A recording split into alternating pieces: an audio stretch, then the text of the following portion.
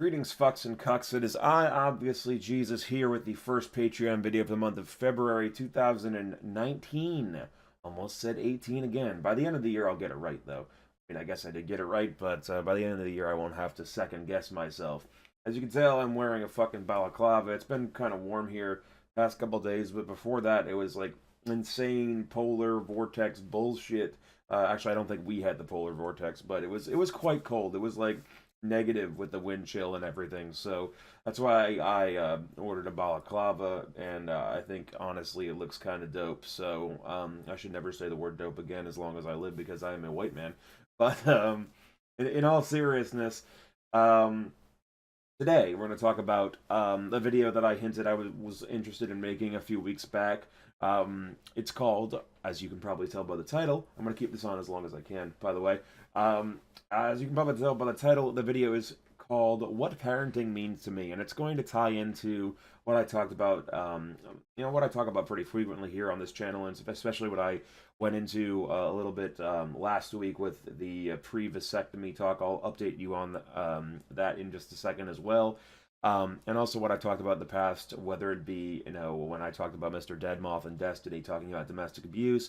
But I just is all basically just going to tie it together into what I would call like a unified theory of what parenthood ought to mean to a person and what it means to me as a person who is not a parent, but really, really suffered at the hands of his generally well-meaning parents, as I've detailed thoroughly over the years on this channel. So that's what I'm going to do today. But first, I wanted to update you guys on what happened with the vasectomy thing. Thankfully, it was actually, if you'll remember back to last week's video, I was obviously ready for a confrontation, expecting the doctor to look at me and say, "Oh, well, what the hell? You're so young. Why would you want to make this decision?"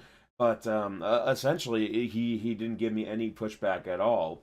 What happened was they brought me into the office, and while I was waiting for him to come in, I watched like a 5 minute educational video from 1988, literally 1988, and it just detailed like the procedure and the possible complications and the possibility of reversal of the vasectomy. I was afraid, being from 1980s, as soon as I saw the fucking like neon shorts and everything, I started worrying this was going to be some fucking suburban waspy Christian moralizing or what have you, and it ultimately turned out to not be that at all. It was actually strictly informational.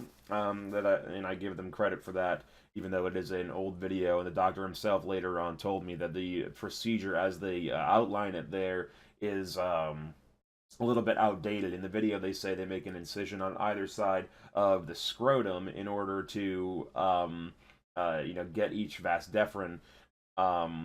Is the singular vas deferens? I honestly don't know, but they used to make an incision on either side to get both vas deferens, and then what they do now is, he told me, they make one incision and they get both through that one hole in the your lovely ball sack there. I don't know why, but I thought going into this, I thought until I went into that doctor's appointment, I thought the vas deferens was like on the taint. I don't know why I thought that. I have no clue why I thought that. Um, but it is not. They go through the old scrotum. It might have some machinery down there, but that's not where they do it. I don't know if I'm more or less enthused about prospect of having my ball sack entered rather than my taint. Although I guess the taint is I love the word taint. It's one of the great words of the English language. I guess it's more flush with your skin. There's muscle and stuff right behind it. So I guess in a way, because your ball bag fucking is kind of loose, that having it punctured. I mean, obviously under the effects of local anesthetic, which he said makes people report virtually no pain at all. It's just the soreness of the healing process and everything that they report pain on, but nothing really during the procedure for most people. I guess because it's loose down there where they'll be entering through that one hole. I suppose that is actually a more attractive possibility to me in a way. So that's what's gonna happen. Unfortunately, this doctor apparently I guess I got a really popular doctor. I look so fucking ridiculous right now. It's hysterical. But I guess I got a really popular doctor because he didn't book me until what do you call it? April. He didn't book me till April. So as of April, I will no longer have functioning vas deferens.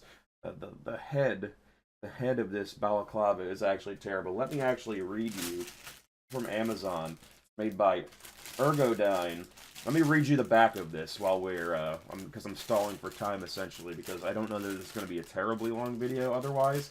But just for some fun shit, this is the N-Furno, the N-Furno Thermal Balaclava. And here is what it says on the back of this packaging. Most days, your job is waiting just around the corner with a 2x4 and an extra large can of whoop ass censored. You need to come prepared. We know. We're into our third decade at the grindstone ourselves. So we know the gear you use on the job has to be top notch and tough as you are. Our stuff doesn't shrink back when the workday forecast calls for heavy metal thunder. That's literally what it says. Battle tested construction and design ensure nah, it's pretty shit after Heavy Metal Thunder, but yeah, that's a lovely bit of marketing and packaging right there. That's fantastic.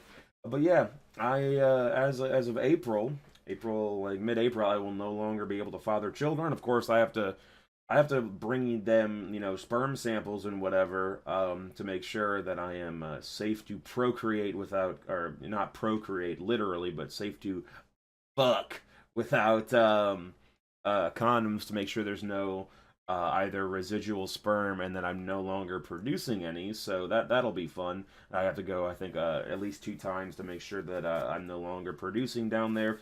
But that shouldn't be too hard. Weirdly enough, they did not ask me um, to give them an initial sperm sample to see if I'm infertile, because if I'm infertile just as I am, then there's no reason to have the surgery. I guess they assume that most people aren't. The fertility, or the rather infertility rates must be quite low, especially among people my age. So maybe I'll ask them about that, if we can do that in the interim, or if I can go to just a separate lab and just jack off in a cup and see if anything's going on down there. Because it would be obviously preferable to not have the surgery, but obviously if I am capable of fathering children, I want to preclude myself from doing that. Terrorists win. I literally look like I'm a fucking Counter-Strike right now. I think theirs have like a woolen texture, and this is all like poly, whatever the fuck. But anyway, on to the main meat of the video, where I'm going to talk about what parenting means to me, and we'll talk about why I don't want to do it, because it is a pretty daunting task, and there are a lot of things in life that unfortunately you come to know the gravity of what they mean and what they should mean and what they need to bring to your life, simply by the absence of that. But of course, you can't advocate for yourself at that time when you're missing it, and when actual damage is being done to your psychological aspect of your mind. Um, you have to figure it out and then try to work through it when you're much older, like I am now, and you can't always do it. Funny, like I'm way older than I think I am. In some ways, I feel very old. Like my body is in all sorts of pain all the time. But I was saying to a friend the other day that I hadn't gardened or something in 15 years, and I'm like, oh, that can't be right. I wasn't gardening when I was 6. And then I realized I'm off by 5 years. 15 years ago, I was 11.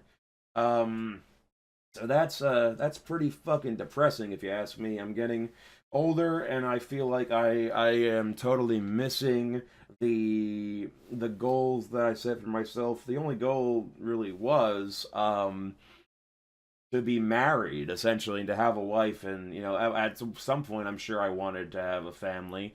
I mean, I always said I wanted to be the end of my genetic line, but I would have been open to it before, several years ago, when I finally resolved that this is how I'm going to be for the rest of my life. And it is totally irresponsible, and I actually sat down and thought about the mathematical reasons why I will certainly never voluntarily procreate and have children. So, um, yeah, I forgot where I was going with that, but I do feel so old, and it's hard when your brain plasticity is essentially gone when you're about my age. It's hard to work through those things, but of course you can't advocate for them yourself when you are very young, which is the sad tragedy of your life. You only get to understand the full extent of your damage when you get older, and by that time, the prospects of fixing it are not exactly what I would call high, and that is the great tragedy of human existence, especially when you're saddled with bad parents. But anyway, what does parenting mean to me? Parenting to me entails the complete annihilation of your self and your identity and your selfishness. And that's the primary reason why I don't want to do it, because I don't think that I'm fully capable of doing that. And I think that most people, whether they acknowledge that themselves or not, are capable of that either. I don't think that, either I or most human beings are prepared to annihilate their idea of self and be completely unselfish for the next 2 decades, if not more. Because as a parent, you have to fully commit to the idea that you have created a being who will, until the day you as a parent die, be more important in your life than you. You have to be fully on board with the fact that you are about to be superseded for the rest of your life, essentially, especially for the next 2 decades. Again, as I talked about in the previous video, it's not like a dog where, they're self-sufficient within a few months once you train them and stuff. And all you have to do is feed them. This is an infinitely more complex prospect, and that is that's quite an undertaking, and it's something that I don't think people can ever fully prepare themselves for. And I think that's why, again, you only realize this as an adult, but as an adult, you realize that other adults older than you, the generation before you that spawned you, they're kind of bumbling through life when you realize that when you're like 20 whatever the fuck. So they were certainly bumbling around 20 years prior, and they knew even less then, if they knew anything at all. So I don't think people are prepared for this. I don't think most parents are prepared for this. And if your child comes out doing okay without any major psychological issues, then I think most people get there simply by dumb luck, rather than intense metacognition and preparation and complete annihilation of selfishness, which is a risky gamble to take. That's what I say all the time. It's such a risky gamble to take that you will spawn out an okay child when there are so many things that can go wrong, and you can't be prepared. I don't think that the human mind can really wrap their heads around it. Maybe people who have to raise a much younger sibling as an older sibling, they have some kind of preparedness for that. But even then, it's you don't have to ever really annihilate your own self for a future generation with a sibling in the same way you have to do as a parent.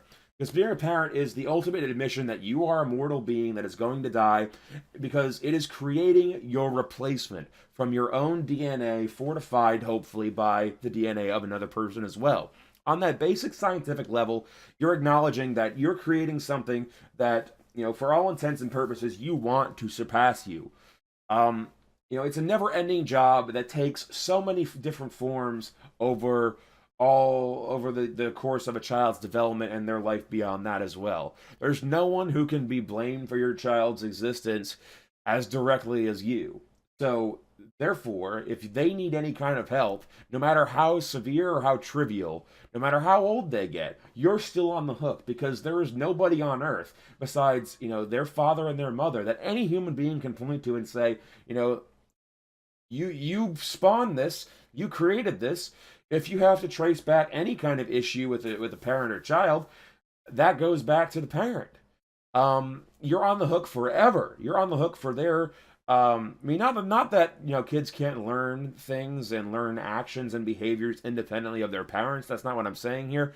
But the fact that you brought the being into the world who learns an action from wherever they happen to learn it, you're always on the hook there. You have the primacy in that situation when it comes to the accountability for simply birthing or helping to birth a child into the world who's going to learn things and is going to act in either a beneficial or not beneficial, or I guess the word is detrimental way. So you're on the hook for putting there to have that potentiality to be detrimental to the world around them anyway. You're on the hook, whatever they need, whatever they do. Not necessarily in a legal manner, but certainly in a moral one. The audacity of people who have kids so there's someone to take care of them when they're older has always amazed me. Why would you expect time to flow in reverse? Why would you expect the future generation to burden itself in the past? That's something that always astounds me. Like people genuinely have children because they think that, oh, it'll be nice to have a family, and then that'll be somebody who will take care of me when I'm older. They literally have kids to protect themselves when they're older. And obviously, if your kid is in a financial position to help you, and you have a good relationship, then certainly they most certainly will. If they are having a healthy relationship with you, and they are capable of providing you with whatever care, and they might wind up doing it themselves if they can't afford like a home or a nurse or what have you. But to just assume that, to make that your like the primary function of why you have kids, that completely ignores the flow of time. Why would you take it why would you take it for granted that the future will burden itself with the past? Time flows in one direction, at least as we perceive it as human beings. Everything you are becomes theirs. That is your moral obligation. In the end, when you fade away from this world, everything, and even while you're here, everything you are, again, becomes subservient to them. You have to live for them and not just yourself anymore. And in fact, you have to not place them as equals to you. You have to place them above you, which is such a hard concept for people. People think they're ready for it, and they cannot internalize it in practice. And it terrifies me that entire lives are lived, when the parents who create those lives are not prepared for that reality. And it genuinely terrifies me that there are people out there my age, people out there who are way younger than me, way less capable of metacognition than me, breeding. It terrifies me that is a thing that they are allowed to do. And obviously, I'm not a person who favors government sterilization, because the government isn't going to be any more reliable than any individual person out there, I don't think.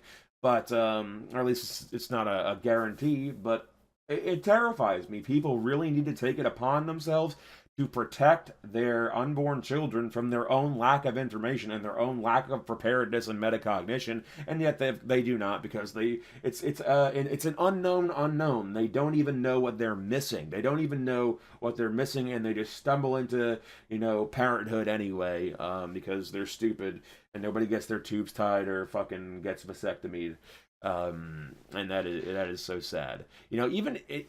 You still, here's the thing. Here's the hardest thing that I think people have to internalize.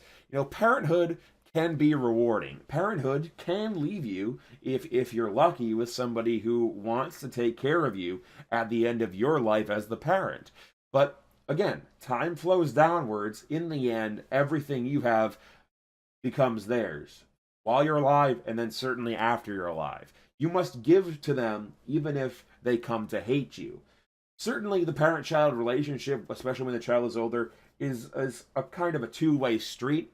But one side of the road is always going to be much, much bigger than the other. And that is dictated not by any kind of morality. That's dictated by time.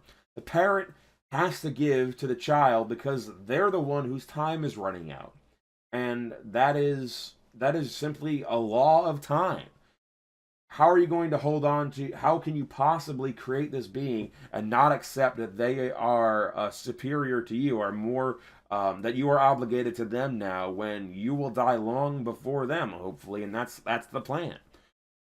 You need to be ready as a parent to check every impulse that you have against whether or not that impulse or carrying out that impulse is good for your child. And people are just not ready for that. I've talked a lot on this channel about how my parents created a toxic environment in my home, especially my father with his direct actions toward me.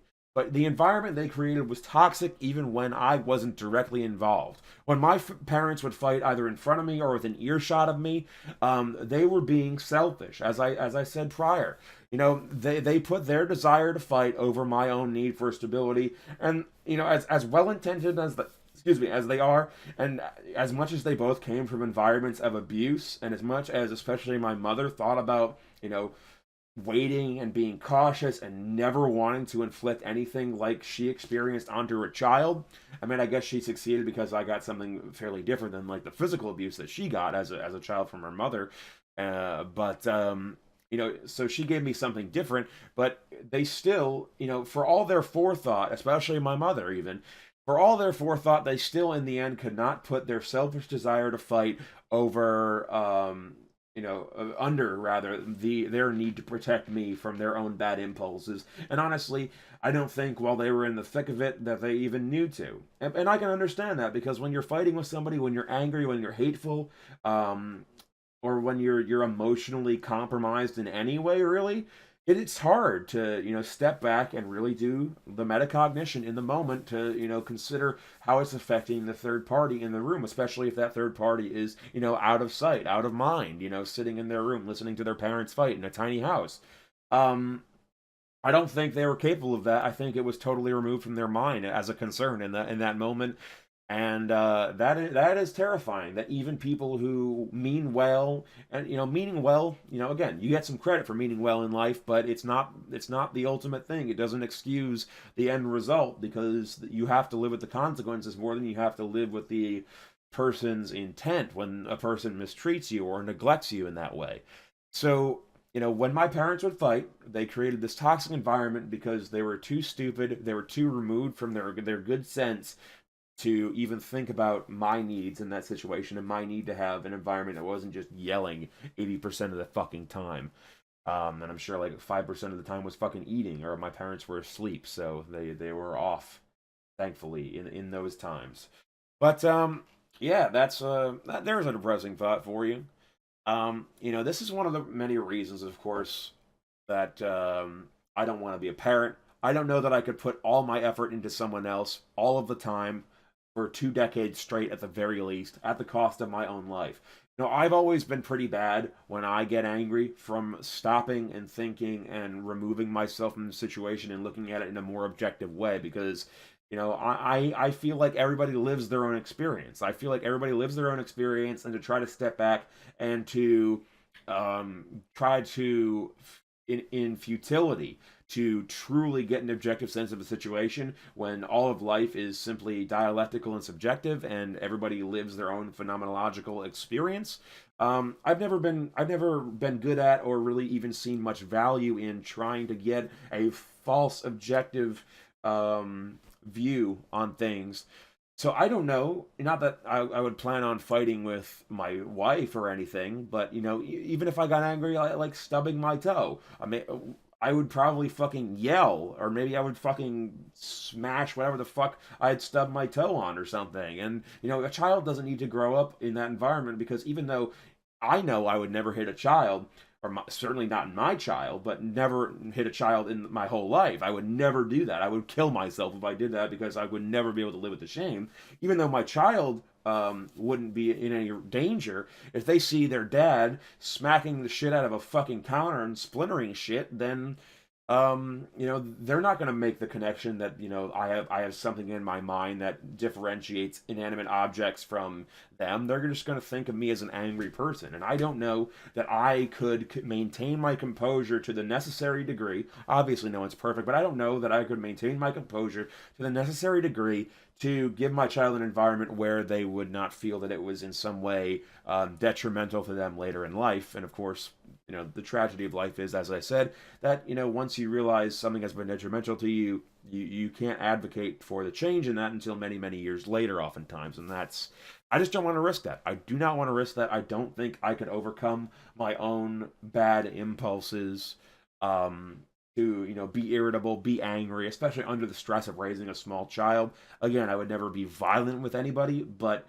I just think I would be probably toxic, not even to my wife, just in general, like the stress of raising a being that can do literally nothing on its own except breathe. That would take a toll on me, and I would probably just be miserable. And I don't want my kid absorbing that misery by emotional osmosis. That should be a term. That should be a term. Emotional osmosis should be a fucking term. because it's cool. And you could have Emotional Osmosis Jones, a fucking gritty reboot, where Osmosis Jones fights depression and has to rescue the serotonin or what have you. But yeah, I just don't think I could do it, and so I'm taking steps, obviously, to make sure that I don't. Um, Turning now towards the idea of being married and having a co-parent, having a partner, having a co-parent, there is a reciprocal flow between the two of you. When you're in a relationship, you reciprocate each other's thing. You reciprocate each other's caring and love and whatnot. It's a partnership of equals essentially. But I could not bear to make my own life experience secondary for 2 decades and then more of a child's life until I could have a bit of freedom back. That to me is terrifying. I look at my father honestly, and I wonder that he'll never admit it. He'll take it to his grave if he feels this way. But I look at my father, and I wonder if he doesn't regret that decision somewhere deep inside himself. Because even though he joined the Navy and kind of signed up for a cause, he was still, an adult person who was surrounded by other adult people. I mean, I guess he joined as a child, but as he grew up and remained in the Navy, he was still an adult person surrounded by adult people. They didn't have to deal with any kind of beings who literally could do nothing under their own power. And when he got married, obviously, again, it's a partnership of equals. You give something, they give something back, and it's relatively equal. Again, parenthood and being a child can be a two-way street eventually. But again, the parent street is always going to be much wider. The flow needs to go downward. It's never going to be equal. And as a parent, you should not expect that it would ever be equal or that the child will one day give more back to you and take care of you at their own expense, because that's not how time works. It makes no sense to assume that simply because they thrust you into the world without your consent. Of course, the consent of a child or a fetus cannot be obtained, but it's erroneous and stupid and arrogant to assume that because you thrust a being into the world without its consent, which you could not possibly obtain, that it will one day care for you and that it will thank you and that there's even a good chance of that happening. That's like the ultimate human arrogance, I think, if you ask me. Um, but yeah, I wonder if I would regret having a child when I was really staring 18 plus years of being priority number two or number three in my own life down. I genuinely don't think I could be okay with that. Especially not when I would probably fantasize about, my wife and I just, having a different life, never having kids, going and traveling and spending the $1 million we would spend to raise children, doing something else. And, traveling the world and having cool experiences, whether they be close or far from home. Um, I think I would be full of regret if I might not be, but there is a non-zero. There is a significantly higher than zero chance that I would be full of regret if I were to become a parent. So that's why, again, just not going to even allow the possibility of that to happen. And as I said before, I really don't know if I could keep that negative side of myself in check. Most of the time, in a way, I'm full of love and caring. Like when I'm with the dogs that you've seen on this channel here that I take care of sometimes, I feel so full of love and so full of caring. But there are times when I feel irritable. When I carry that, to the place that I take care of them from my own house. There are times when I go there and I'm irritable, and I don't take it out on them, but I don't necessarily want to engage or be as lovey-dovey as I usually am, and sometimes I'm impatient. When especially when they were puppies, when I was trying to teach them with stuff. Again, I wasn't take it out on them or scream at them or hit them, but I was still. There was just like this pressure, this annoyance, trying to get them to learn basic things like sit and lie down. And thankfully, they're both pretty smart and took to it quite easily. But I remember when I was potty training, helping to potty train Maya, the first dog, I was just so beat down and aggravated and annoyed, that it really sapped the energy out of me. And regardless of whether or not the energy has been sapped from me by irritability, I am often just physically too tired to do anything. Could I really keep my irritability and my laziness and my just general low energy at bay and be an energetic parent? I'm the type of person who can turn on a dime, at least, especially in a relationship with my parents. I'm the type of person who can turn on a dime and snap at people. And obviously, I try to, work on that part of myself, but sometimes you just go right into your lizard brain or your id or whatever you want to call it. And, sometimes it's 0 to 60 and there's no stopping it and you get irritable and you say something, callous or cruel or snappy or you just use the wrong tone. And I don't want to raise a child like that. And I don't know that I'll ever get over that because I've been that way pretty much all my life. And again, it's not so under my control that I would feel totally comfortable bringing a completely innocent and unknowing being into that environment because again it's just a gamble. It might not happen, but it's a gamble that you don't need to take, and you can still have a fulfilling life otherwise. um one of the things my parents did, probably the worst thing I look back on, and that makes me mad these days. My parents chastised me and punished me the most when I would emulate the bad behaviors that they performed in front of me, or just acted angrily because I was raised in an environment of anger. I think I would have more self awareness about something like that, and I wouldn't ever take it out on my kids, if especially if they were simply aping my own behaviors. But could I ever be successful in hiding the negative parts of myself from them completely? Again, I'm just not sold on that about myself. And not to mention, as I talked about in the previous video, not to mention the stress that parenthood would put in a marriage. You both put your lives on pause for almost 2 decades before the pressure lets up even a tiny, tiny bit. So, I mean, I wouldn't want to ever be snappy with my spouse because of a kid that we had that I wound up regretting. Um, I would so much rather just do other things and just have it be the two of us. I don't I really have friends.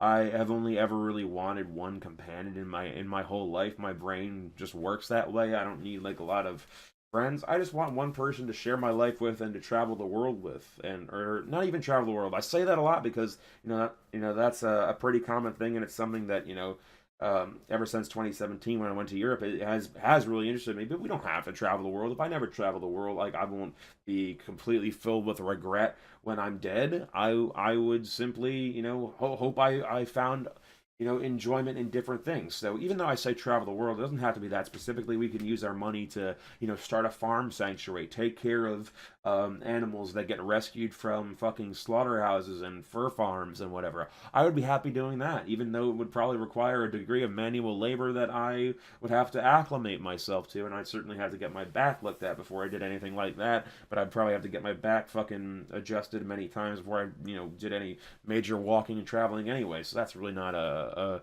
concern. But yeah, I would so much rather just do one of those things than put undue stress for the purposes of put undue stress on my marriage for the purposes of creating a child that has to die and is vulnerable to suffering and will be long after I'm dead. I feel like when people mention the and talk up the positive aspects of parenthood, they're mostly being narcissistic, honestly.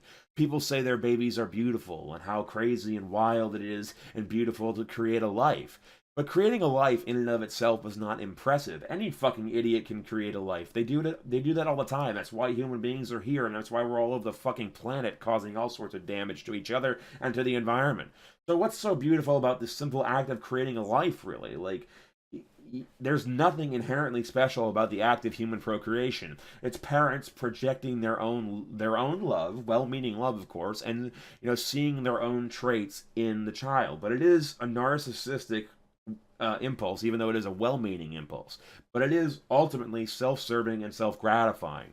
And it's no wonder why people often see children as ornaments in their lives. Children, there was this saying for the longest time, before I was born, that children should be seen and not heard, as if they were literally ornaments on the parents' lives, there to showcase, the next generation, but not espouse any kind of individuality of their own. They were literally non-entities as individuals. They were literally expressions of the parents.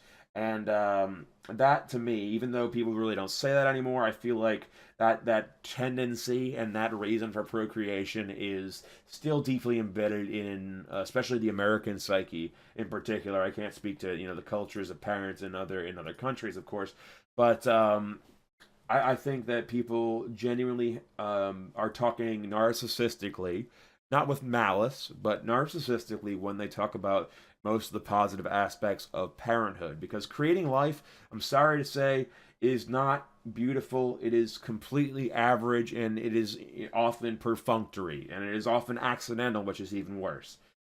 And yeah, yeah, even acknowledging the flaws of my own parents and acknowledging the flaws of parents in general, as I've been doing for the majority of this video, and acknowledging my own flaws as well, I have to be careful to realize that I could, as my parents did to me, make new versions of mistakes that would not occur to me until I was making them.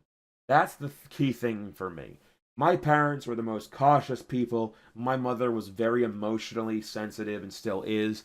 Not a dumb person. Neither of them are particularly stupid or anything. My mother's the more emotionally intelligent one. My father's the one who's got like that spatial thing that makes the typical man's man good at fixing stuff. But yeah, they both have their certain types of intelligence. They both came from environments of abuse, and yet, as long as they waited to have me, and as much thought as went into my creation, and as much intent went into my as went into my creation, they still subjected me to things that were new, that they didn't foresee until they were happening. Again, it was an unknown.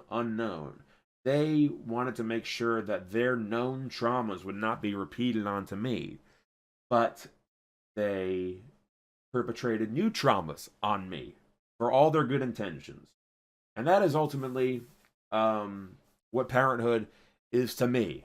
That's what it was to me, and that's what I must avoid it being for some poor sucker that I'm hypothetically would father in the future. And that's why in April I'm getting that fucking vas deferens, or those vas deferens, cut, and it will never happen.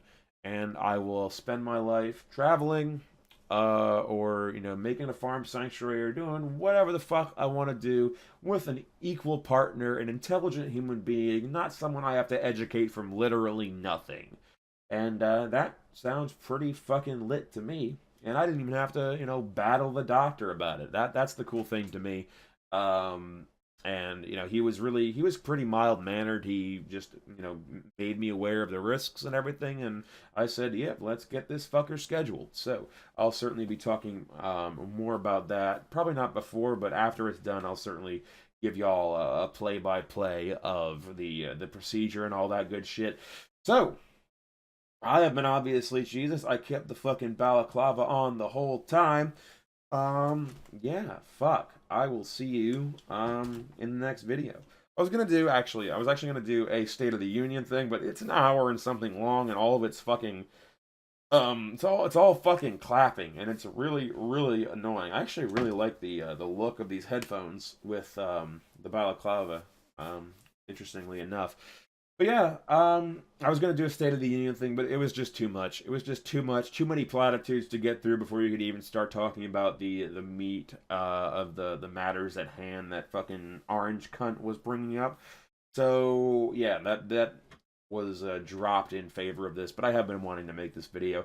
Your music recommendation for the week. Let me actually take one quick look. Okay, yep, Sleaford Mods. Divide and Exit, a 2014 album, kind of minimalist post-punk. If you like Future of the Left that I talk about, all the time when I'm talking about British post-punk and, snarky lyrics and whatnot, you will almost certainly like Sleaford Mods. The delivery is sort of the same, kind of hostile, kind of irreverent, kind of, you can tell that even if you don't know specifically what they're talking about, you can tell somebody's getting fucking clowned on real hard. But yeah, their music is a lot more minimal though. Usually they'll have one or two different loops. They don't have like the traditional verse chorus verse structure at all. But yeah, if you like sort of minimalist stuff that almost tends a little bit towards like really minimalist drum and bass, like literally just percussion and rhythm rather than any kind of melody, and snarky lyrics over that, fucking check out Sleaford Mods, especially their album Divide and Exit. But yeah, that's it. See you next time.